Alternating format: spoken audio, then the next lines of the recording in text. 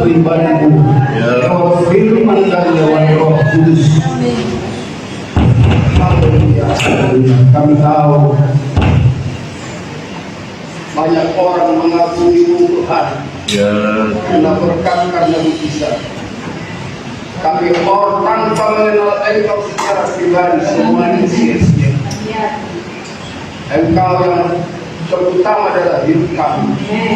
Engkau fokus kami Tuhan. Engkau fokus puji-pujian kami, penyembahan kami yang kami utamakan. Kami perlu mengenal Engkau secara dan tinggal dalam firman.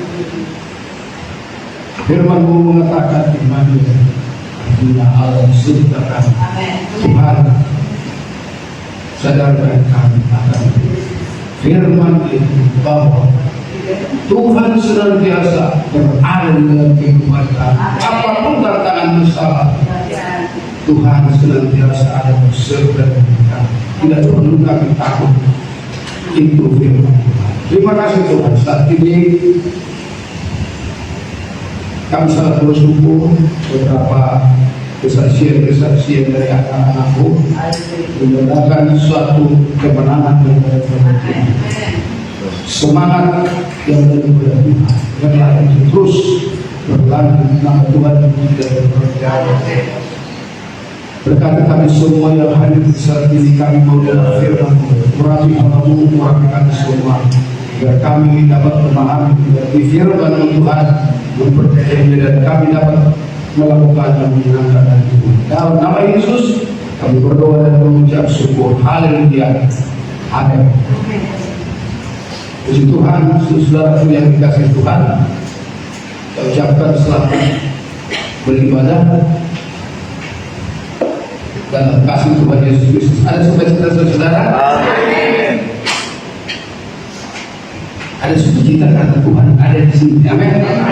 Amin. Bukan karena yang lain. Harusnya hari ini yang melayani kita adalah Tuhan. Saya tunggu beritanya.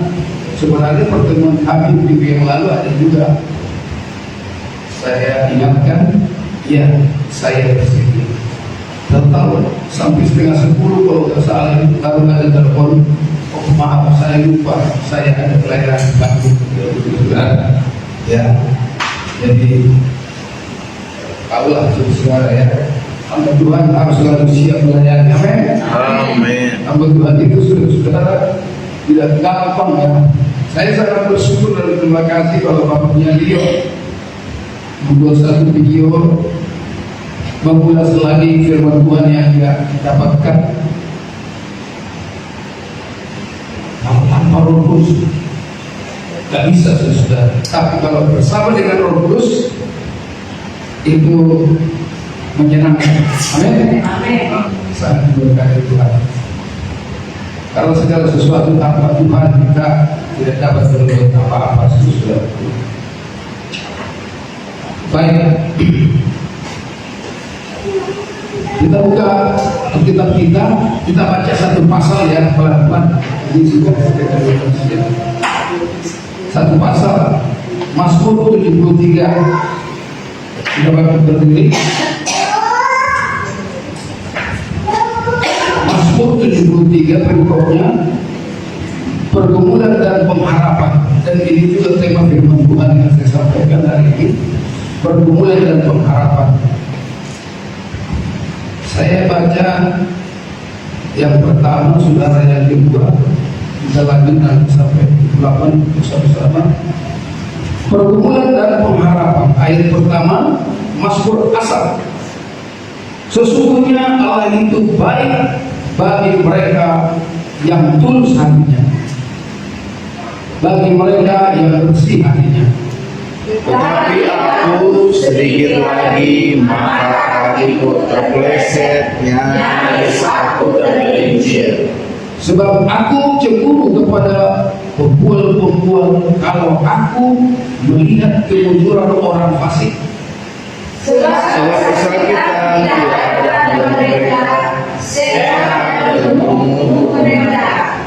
Mereka tidak mengalami kesusahan manusia dan mereka tidak kena tulah seperti orang lain.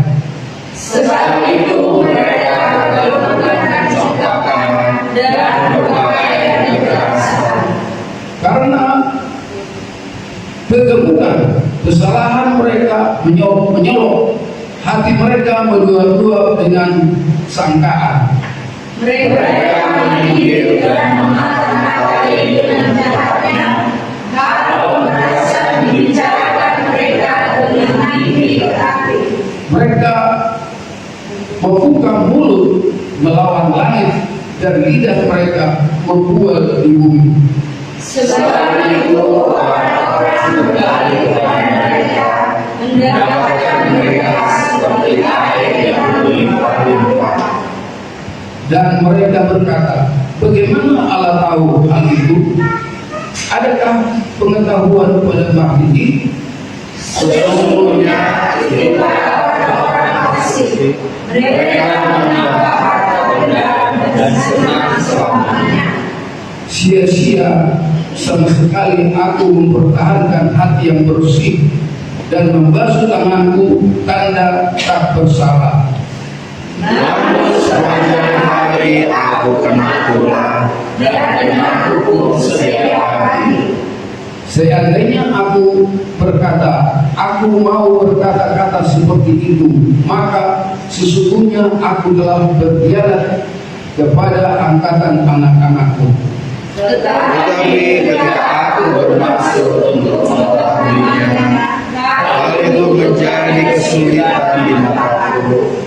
Sampai aku masuk ke dalam tempat kudus Allah dan memperhatikan kesudahan mereka.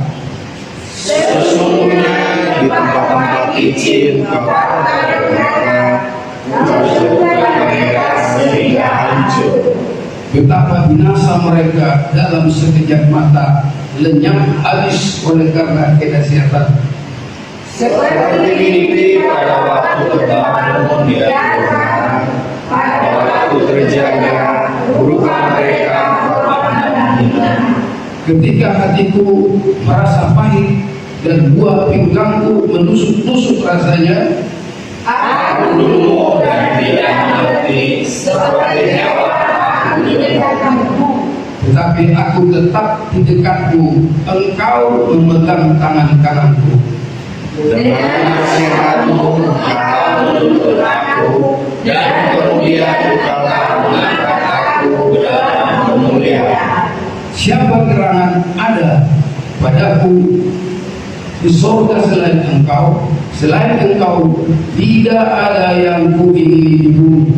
Sekalipun dagingku dan hatiku habis saja, gunung batuku dan bagianku tetaplah awas selamanya.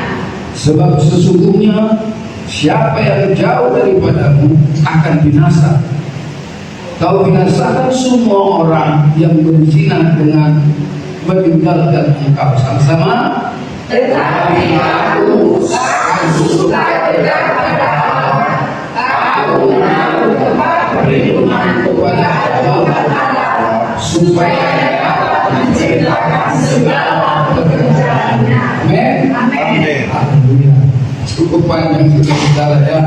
Tapi kita berdoa ya Roh Kudus ya mengurangi kita semua, membuat kita mengerti memahami firman Tuhan. Jadi tema di atas atau perikopnya pergumulan dan pengharapan. Kalau kita baca ayat pertama sampai 8, ternyata di dalam pergumulan manusia itu dan pengharapan, ada pengharapan, tetapi harus di pergumulan. Amin, saudara. Ini Mazmur Asaf dikatakan saudara. Mazmur Asaf membahas masalah yang menggelisahkan. Ya. Di ayat 3 sampai 13 dikatakan, sekalipun Allah berdaulat dan adil, orang fasik seringkali makmur sepertinya, saudara ya. Dan memang itu yang dialami, saudara. ayat 1 dan 13.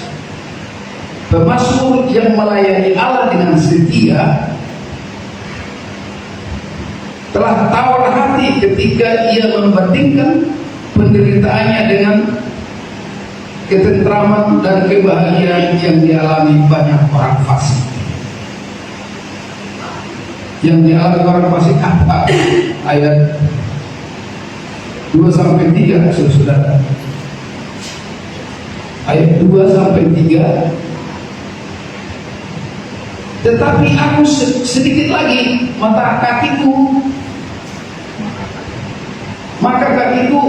terpleset, nyaris aku tergelincir, sebab aku cemburu kepada pembual-pembual. Kalau aku melihat kemunculan orang fasik, pembual-pembual muncul dikatakan saudara. Sedangkan pemazmur ini orang yang setia melayani Tuhan, orang setia beribadah kepada Tuhan, dikatakan saudara-saudara sepertinya tawar saudara hatinya, ya, dibandingkan mereka yang melakukan kefasikan itu. Apa yang dilakukan Mazmur Asaf, saudara? Ayat 1, sesungguhnya Allah itu baik bagi mereka yang tulus hatinya, bagi mereka yang bersih hatinya. Ayat 13 yang kita baca tadi, sia-sia sama sekali aku mempertahankan hati yang bersih dan membasuh tanganku tanda tak bersalah. Saudara-saudara, mungkin ini kita alami, saudara, ya. Tuhan, kenapa persoalanku banyak sedangkan orang lain tidak beribadah kepadamu sepertinya baik-baik saja, ya. Saudara-saudara yang dikasihi dalam Tuhan, tetapi di ayat 16 sampai 28, akan tetapi keyakinan kepada Allah dan jalan-jalannya dipulihkan tatkala Allah menyatakan akhir yang menyedihkan dari orang fasik dan berkata sesungguhnya berkat yang sesungguhnya dari orang benar. Ayat 16 sampai 28. Kalau saudara kita baca Mazmur Asaf ini, walaupun sepertinya cemburu saudara kini terhadap orang fasik, sepertinya merasa sia-sia tidak mengikut Tuhan, tetapi kita baca itu juga sama-sama. Sampai aku masuk ke dalam tempat kudus Allah dan memperhatikan kesudahan mereka. Amin. Amin. Amin. Sampai aku masuk ke dalam tempat kudus Allah dan memperhatikan kesudahan mereka. Jadi rupanya kecemburuan daripada Mazmur Asaf ini kepada orang fasik, karena kehidupannya seolah-olah atau seolah memang muncul, dia rasa dia sia-sia mengikut Tuhan. Tetapi saudara, dia itu juga sendiri menggugah hati kita, dikatakan sampai aku masuk ke dalam tempat kudus Allah dan memperhatikan kesudahan mereka. Perhatikan baik-baik. Sampai aku masuk ke dalam tempat kudus Allah. Halo? Sampai aku masuk ke tempat kudus Allah. Tadi Bapak dia sudah bersaksi pembacaan mereka di Keluaran.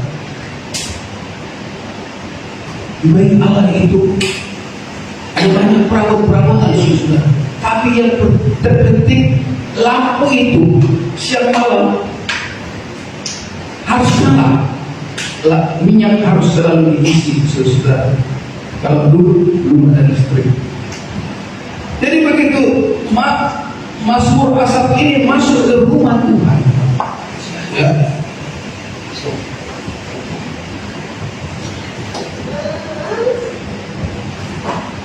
Sampai aku masuk ke dalam tempat kudus Allah. Halo? Saya mau katakan kepada saudara, sampai aku masuk ke tempat kudus Allah. Tempat itu sama seperti kalau sekarang ini gereja, amin.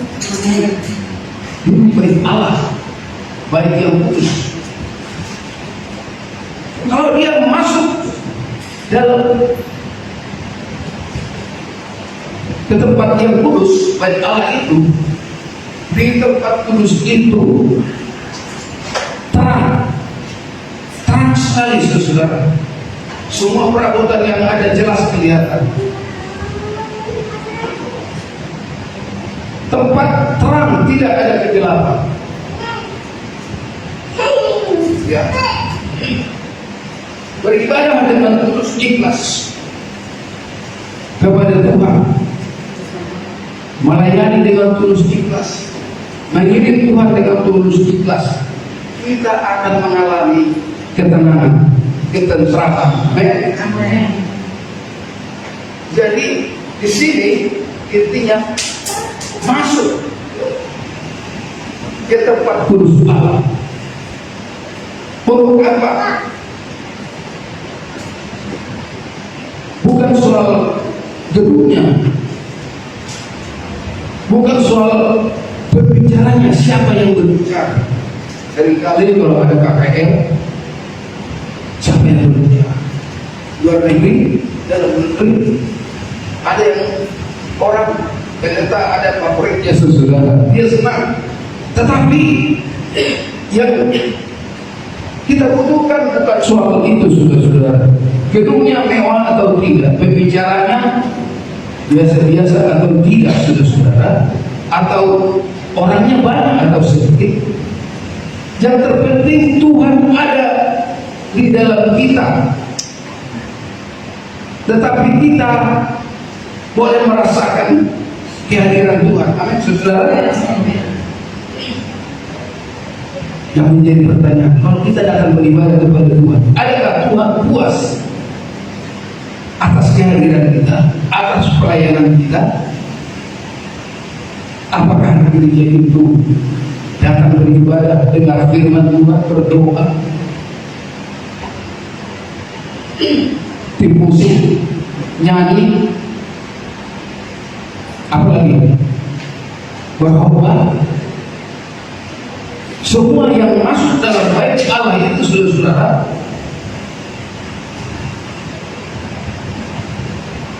Tuhan yang memuaskan. Amin. Bukan berpusat kepada diri kita, tetapi Tuhan, saudara.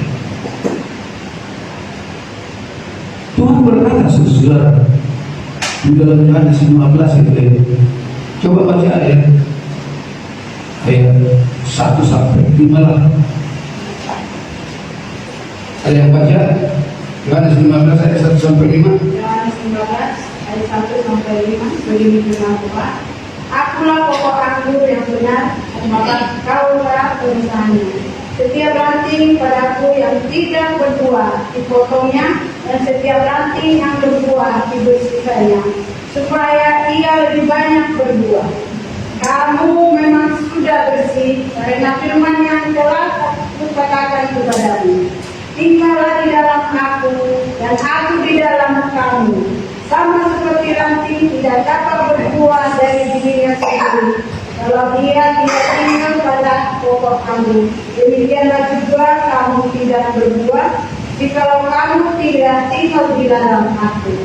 Akulah pokok anggur dan kamu ranting-rantingnya. Barang siapa tinggal di dalam aku dan aku di dalam dia, ia berbuah banyak. Sebab di luar aku, kamu tidak dapat berbuat apa-apa. Amin, saudara. Yesus mengumpamakan firman Allah, anggur tidak dalam cara. Di ayat 4, lihat ya, ayat 4, saudara. Ini yang saya mau katakan kepada saudara. tinggallah di dalam aku dan aku di dalam kamu, sama seperti ranting tidak dapat berbuah dari dirinya sendiri kalau ia tidak tinggal pada pokok aku. Demikian juga kamu tidak berbuah jikalau kamu tidak tinggal di dalam aku. Perhatikan, tinggallah di dalam aku, berarti kita tinggal di dalam Tuhan dan Tuhan di dalam kita semua. Amin. Kalau beribadah, saudara-saudara, adakah saudara merasakan Tuhan di dalam itu? Ada orang datang beribadah karena di mana dikatakan di mana 2-3 orang berhimpun atas namaku, aku ada di tengah-tengah mereka. Kita lebih daripada 2-3 orang. Berarti Tuhan ada di tengah-tengah kita. Amin. Tuhan ada di dalam kita. Tapi Tuhan ada di dalam kita, kita tidak merasa ada Tuhan di dalam kehidupan. Karena apa? Beberapa hari yang lalu saya menyampaikan firman Tuhan, saudara-saudara, bahwa Yesus memperkenalkan Allah sebagai Bapa yang memberkati umatnya, mengajarkan kepada murid-murid itu supaya murid-murid itu selalu memikirkan Allah sebagai Bapa yang memberkati umatnya. Jadi kita pun harus mengerti, saudara-saudara. Saya katakan kemarin, walaupun mungkin kita tidak punya Bapa lagi, yang tidak punya Bapa sekarang karena sudah meninggal, atau masih ada bapaknya, tapi Yesus mengajarkan ada Bapa kita di sorga. Amin. Pikirkan, jangan pikirkan sakit musuh sudah. Waduh, aku suka kadang-kadang kami istri di rumah karena memang sudah belajar tua ya. Suka kadang-kadang bilang, aduh,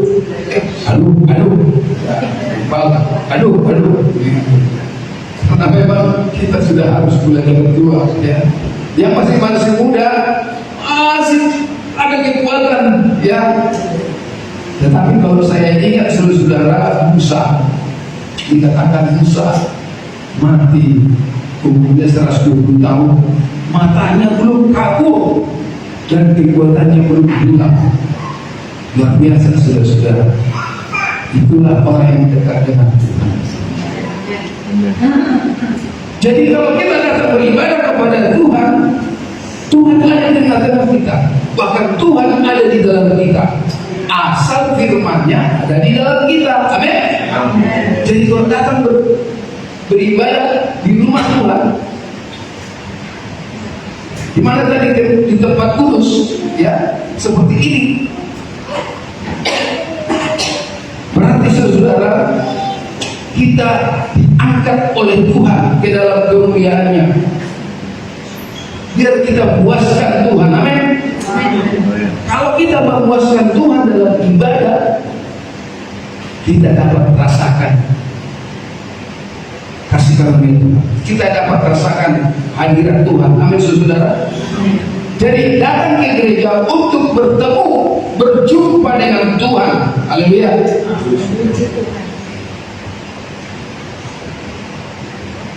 Kita alami ketenangan, saudara.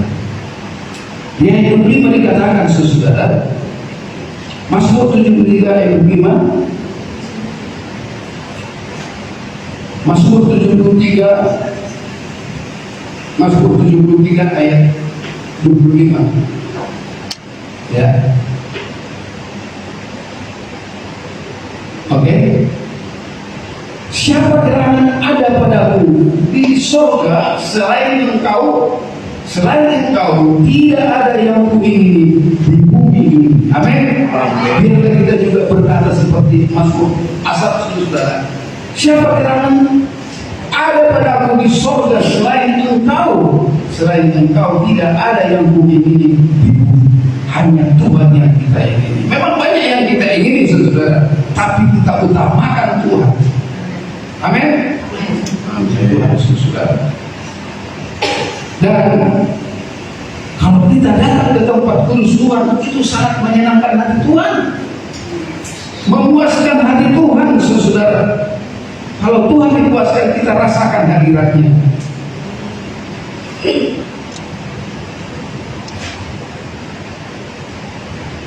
Saudara-saudara, ayat 26 sampai 27, kalau kita meninggalkan Tuhan, tidak datang beribadah, itu sama kita diumpamakan seperti orang berzina.